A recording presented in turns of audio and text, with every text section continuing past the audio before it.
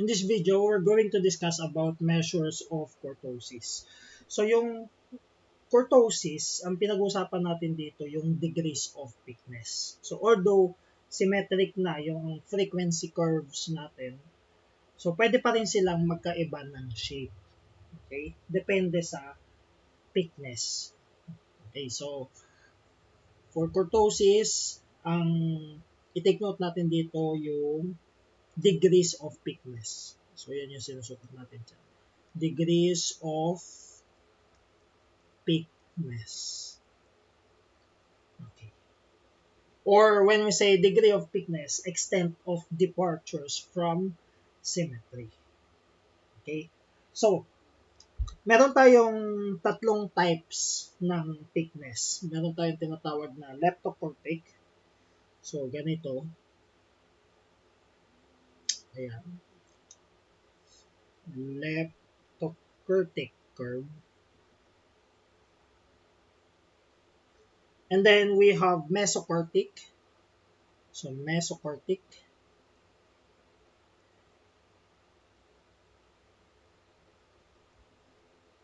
And the last one is platykurtic.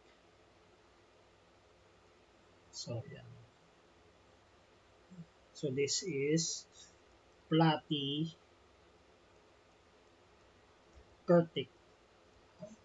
curve. So yan yung tatlong types ng thickness. Okay?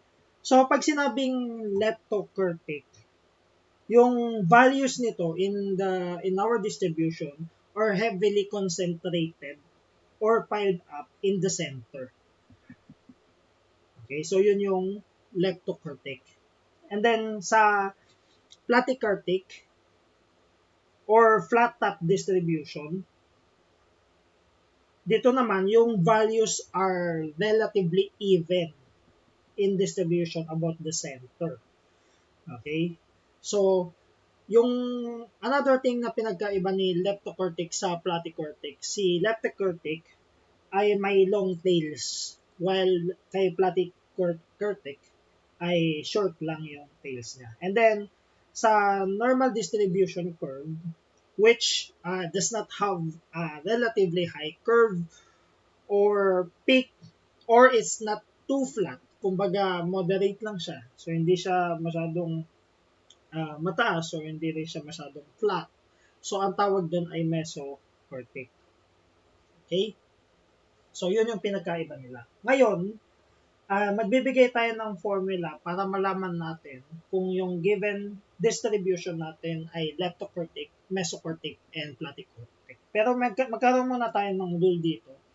So kapag ang ating kurtosis or measure of kurtosis, so measures of kurtosis denoted by KU. Okay. So kapag ito ay equal sa 3, then yung distribution natin ay mesocortic. Yung curve natin. Kapag naman yung KU natin ay greater than 3, so yung distribution natin ay leptokurtic. So leptokurtic.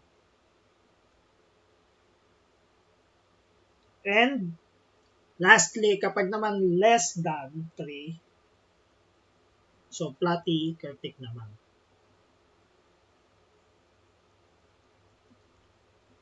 So yan. So yan yung magiging rules natin, and then ang formula naman natin, so let's use the coefficient of kurtosis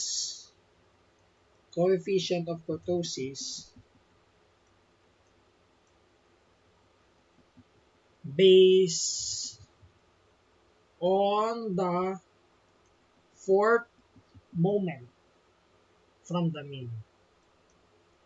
Okay. So ito yung magiging formula natin. We have for ungrouped data. So kapag ungrouped, data, so ang coefficient ng kurtosis is equal to the summation of x minus x bar raised to 4. So take na ta, naka-raised to 4 na to, over n s raised to 4. Okay, so dito yung x bar, siya yung mean, sample mean, and then yung s dito ay yung sample standard deviation. Okay? Tapos kapag group data naman, group data, so ang coefficient natin ay summation of, nadagdagan lang ng f for the frequency, x minus x bar raised to 4. So ito mean ng group data all over ns raised to 4. So standard deviation ng group data. Okay? So ito yung gagamitin natin. Tapos, after nating computein yung coefficient, yung KU, so titignan natin, equal ba siya sa 3? Pag greater than 3, leptokurtic. Pag less than 3, platykurtic. Okay? So, let's try. Example. Sa ungroup muna tayo.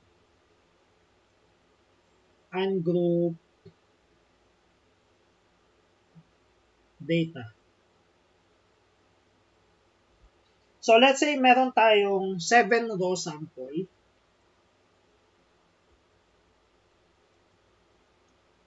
Let's say we have 3, 7, 10, 14, 18, 21, and 25. Okay, so yan.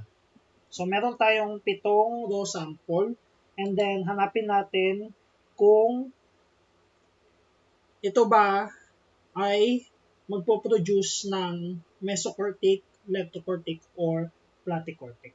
Okay? So, before we start, hanapin muna natin yung mean. Okay? Try natin hanapin yung mean.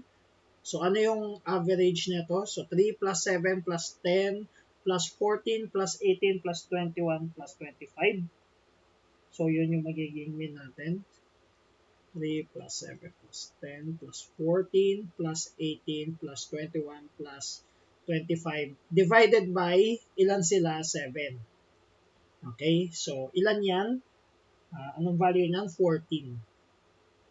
Okay, so, yung mean natin ay 14. So, next, gawa tayo ng table. So, first column yung X, yung raw data natin.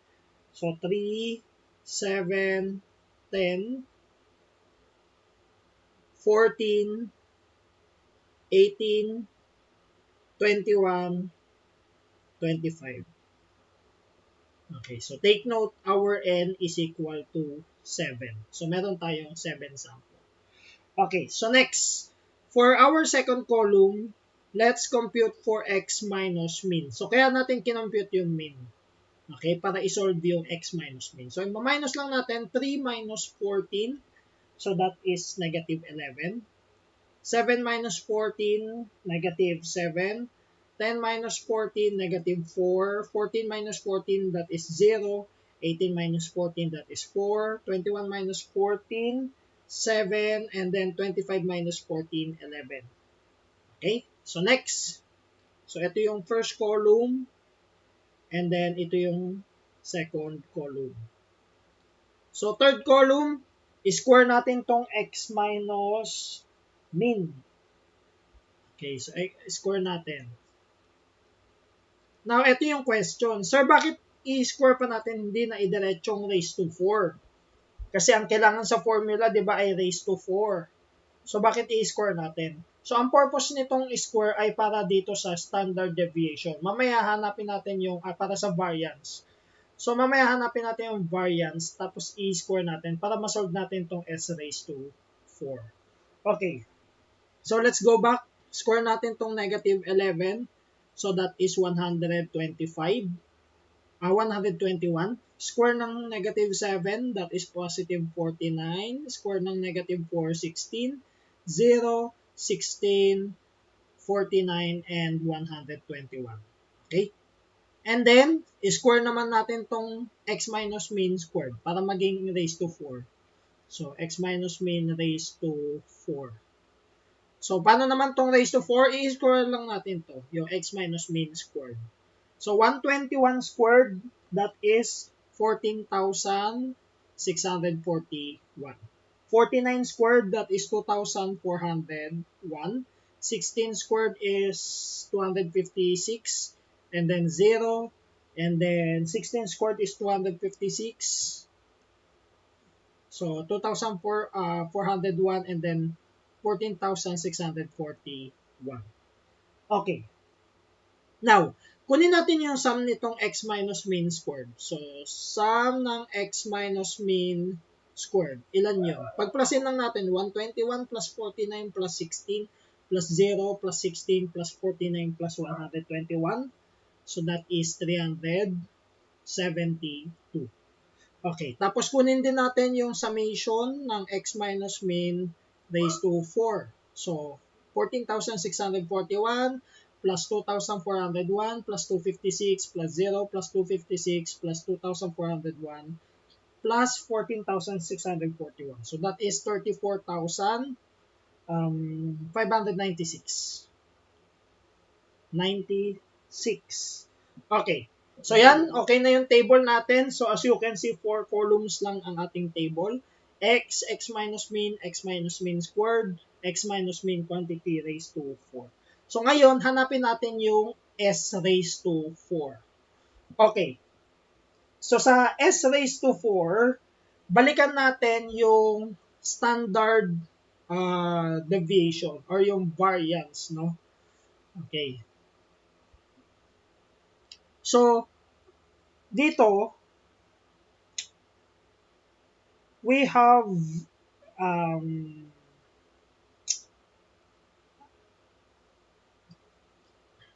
yung S natin, or yung S squared na lang natin, S squared is equal to summation of x minus mean squared all over n minus 1.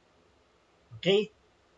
And then, yung summation of x minus mean quantity squared is, ito yung kinuha natin dito sa third column. And that is 372.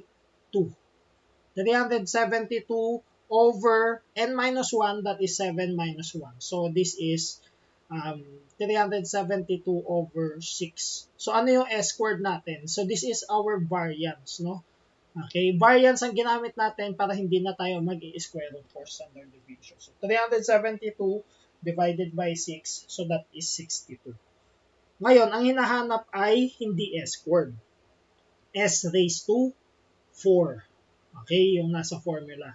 So, meaning, i-square pa natin tong 62. So, s raised to 4 is equal to 62 squared, and that is 62 squared, 3,844. So, 3,844. Ayan. So, ilagay natin lahat sa formula. Ano ulit yung formula? Ang kurtosis equals, ang coefficient ng kurtosis equals, yon, summation of x minus mean quantity raised to 4 over ns raised to 4. So, ito yung kinuha ko, yung ungrouped data. Okay? So, let's continue. So, this is summation of x minus mean quantity raised to 4. Ito yung makikita natin dito sa fourth column. So, that is 34,596 over yung n natin ay 7 sample size. Ito yung nasa first column. So, 7. And then, multiply natin sa s raised to 4. Ito yung kinompute natin kanina. 3,844. 3,844. So, ano yung sagot nito? So, this is 1.2857 or i-round natin sa 2 decimals. So, this is 1.29. Okay? And as you can see, ang lumabas sa kurtosis ay this is less than 3. So meaning, ang ating curve ay classified as platykurtic. Okay? So, ilagay natin, therefore, the curve is classified as platykurtic. Okay? Since yung kurtosis natin, which is 1.29, is less than 3. Okay? So, ganun lang mag-solve ng kurtosis under ungroup data. Okay? So, try naman natin yung group data. Group data.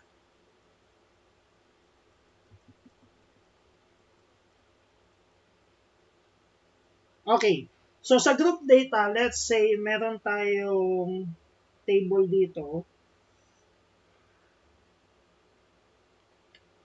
So, halimbawa yung classes natin ay sales in 1,000. Okay, so meron tayong frequency distribution ng production sales. Okay? Let's say 31 to 35. So ito ay given lang, 31 to 35, 36 to 40, 41 to 45, 46 to 50, 51 to 55, 56 to 60, up to 61 to 65. Okay, so let's try this one. Ito yung ating given class intervals. And then let's say ang ating frequency,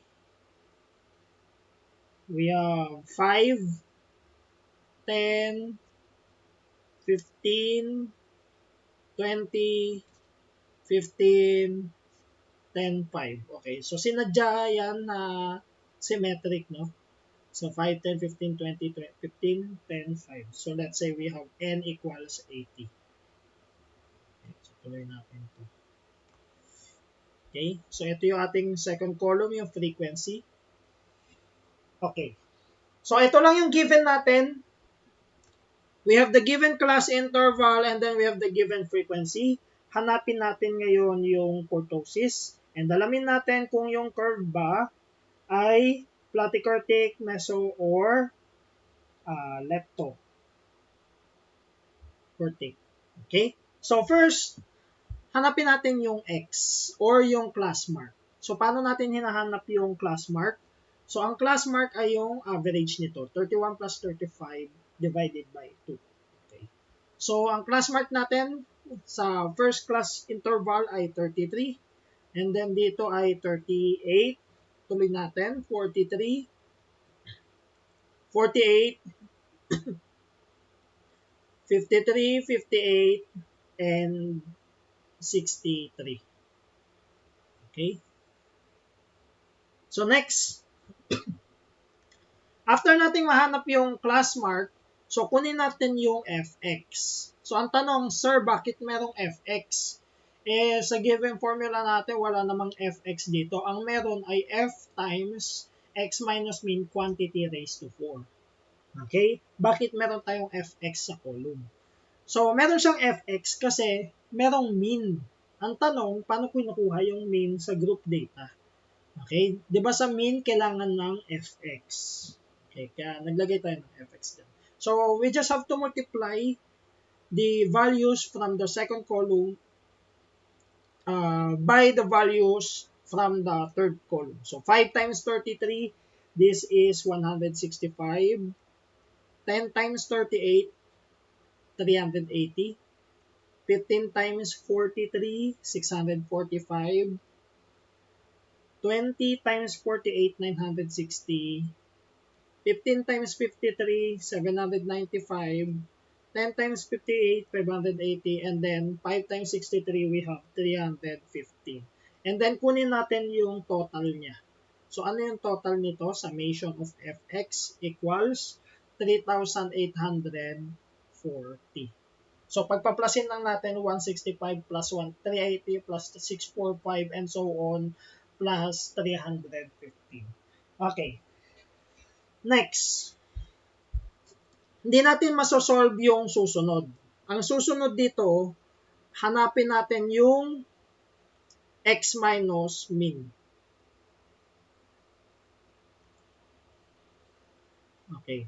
So, ang susunod na column ay x minus min. Ang tanong, ano yung min? So, kailangan muna nating isolve yung min. And, ang formula natin dito ay summation of fx, di ba? Over n. So, that is 3,840 over 80 and that is 48, no? 48. So, you can check kung 48 talaga siya. Okay, so 4. So, ngayon, masasolve na natin x minus 48. Yung x minus min natin. Okay, so 33 minus 48, that is negative 15. 38 minus 48, negative 10. Negative 5, 0. 5, 10, 15. Okay. So, next. Tuloy tayo. Hindi natin kailangan ng total nito, kaya hindi na natin kukumputin yung total. So, next, let's try f times x minus min squared. Okay. So, ito, mumultiply natin yung nasa second column yung f, tapos yung square nitong x minus min. Okay? So, this is 5 times negative 15 squared. That is 1,125. 10 times negative 10 squared. That is 1,000. 15 times negative 5 quantity squared. This is 375. And then we have 0. Minultiply sa 0. That is 0. And then 15 times 5 squared, 375. So I think same na lang to. 1,000. And then, sumobra ng 0.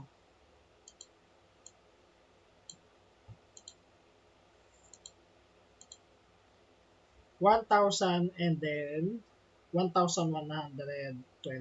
So, kunin natin yung total para sa variance. So, f times x minus min squared equals 5,000. So, pag pinag-plus to, 1,125, 1,375, and so on. So, ang lalabas ay 5,000. And then, kung ang magiging variance natin ay s squared equals let's say 63.29. Okay, so try natin sa formula. Ang formula ng variance ay summation of f times x minus min squared all over n minus 1, and that is 5,000 over 79. So ano yung 5,000 divided by 79? So that is 63.29. So pag i-round natin sa 2 decimal. But wag nating i-round kasi ang mangyayari ay we have s raised to 4, no? Ang kailangan natin ay s raised to 4, not s squared. So, ang gawin natin ay i-square na lang natin tong 5,000 over 79. So, ang s raised to 4 natin is 5,000 over 79 squared. Okay? And ano yung magiging sagot dito sa s raised to 4 natin? Okay, so 5,000 over 79 squared. So that is 4,005. 4,005 point. So dito pwede tayo mag-round off. Okay? So gawin na lang nating 2 decimal. So 77. Okay? Kasi ang buong nasa calculator ay 0.768306, no? So, gawin na lang natin 0.77. Okay. Let's continue. Hindi pa tayo tapos sa table kasi x minus mean squared pa lang ang meron dito. So, hanapin natin yung x minus mean raised to 4. Okay, so medyo nag-iba siya dito sa flow natin ng ungroup kasi may pumasok na f. Okay. So, try natin x minus mean squared, x minus mean raised to 4. So, dito, hindi natin magagamit tong nasa second to the last column kasi merong f. Kaya ang gagamitin natin ay itong column ng x minus mean. I-raise natin sa 4 to. So, negative 15 raised to 4, that is, ano ba kailangan natin? I know, kailangan pala natin ay yung f times x minus mean raised to 4. So, sama na natin si f. Ibig sabihin nito, mumultiply natin yung sa column ng f, 5 times yung raised to 4 nitong x minus mean. Okay? So, 5 times negative 15 raised to 4. So, that is 253,125. So, I think kaya na yan ng calculator. Okay. Next, 10 times negative 10 quantity raised to 4. So, that is 100,000. And then, 15 times negative 5 raised to 4. So, we have 9,375. Then, dito, 0 ulit kasi minultiply natin sa 0.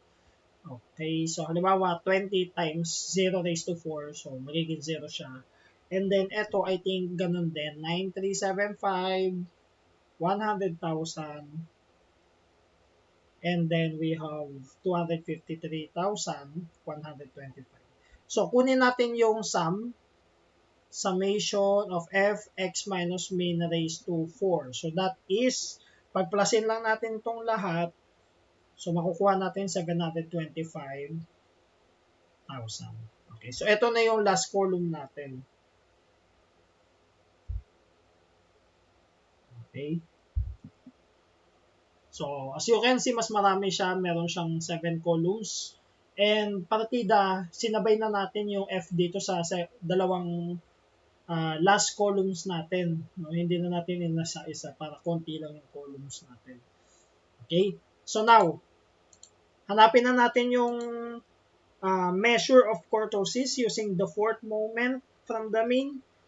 So, ang formula natin is summation of f x minus mean raised to 4 over ns raised to 4. Okay, so this is equal to 725,000 over 80. Yung sample size natin, 80. Itong 725,000, ito yung nakuha natin sa last column. 725,000. Tapos itong S raised to 4, ito yun, yung 4,005.77. 4,005.77. Okay? So this is equal to, so try natin sa ating calculator. 80 times. Okay, so kung sakali na hindi kaya ng calculator na diretso, kasi kaya ng diretso yan, pero may calculator na may hirapan, so pwede nating isolve muna yung denominator. So 725,000 over, so yung denominator natin ay 80 times 4,005.77, magiging ano yan, 320,461. 320,461.6. Okay, and this is 725,000 divided by 320,461.6. So this is 2.262361543. or this is equal to, i-round off natin to decimal, 2.26. And as you can see, yung 2.26 natin ay less than 3, no? O yun, less than 3 din siya. So, ang mangyayari, yung measure of kurtosis natin ay, or yung frequency, yung curve ng frequency distribution natin is classified as platykurtic. Okay? So, therefore, the curve of the frequency distribution